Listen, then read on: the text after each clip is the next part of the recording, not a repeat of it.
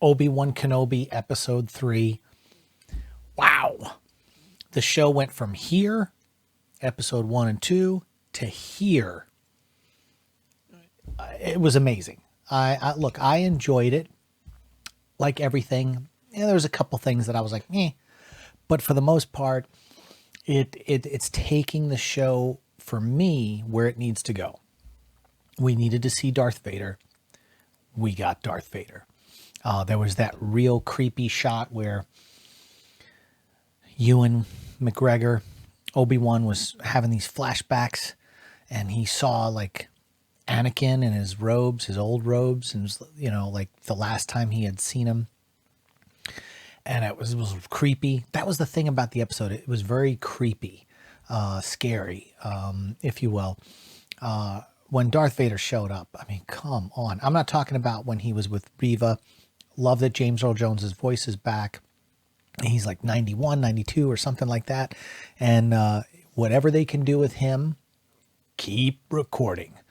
I was talking to somebody at work today on set, and I was saying, hey, well, that like James Earl Jones did a reading of the Bible. And so he literally has read almost every word ever written in this translation of the Bible. And with all those other movies and stuff, they could cherry pick things. But with this AI technology, like they did with Luke Skywalker in the Book of Boba Fett, they can keep using James Earl Jones forever. And that would be just fine with me. And I'm sure it would be fine with him.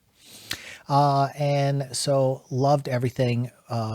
When Darth Vader shows up towards the end there, and he has his battle, with Obi-Wan, his first battle. One of the things that I noticed is he fought Obi-Wan with one hand, kind of like he did Luke Skywalker in The Empire Strikes Back. And I was like, okay, that's cool, because it's kind of showing that he's more powerful. He's more finessed. Obi-Wan has been suppressing, kind of like Luke Skywalker, in The Last Jedi, suppressing his Force abilities. So it's like, it's a struggle for him to be the Obi-Wan that we saw in Revenge of the Sith, completely polished at the height of his Jedi powers. And so it was wild to see that. When Vader first shows up and he's like choking out people, dragging people along the ground, and it looked like a little 10-year-old boy, and he just goes, and that head just snaps on that kid. That was a moment for me. I was like, what did I just see? Oh my God, how violent. And I think that's cool, because it's kind of like showing his progression, that he's just gotten so evil that he'll even just snap kids' necks. I loved when, he did the fire thing, and he started dragging Obi-Wan in and burning him up and making him, just torturing him.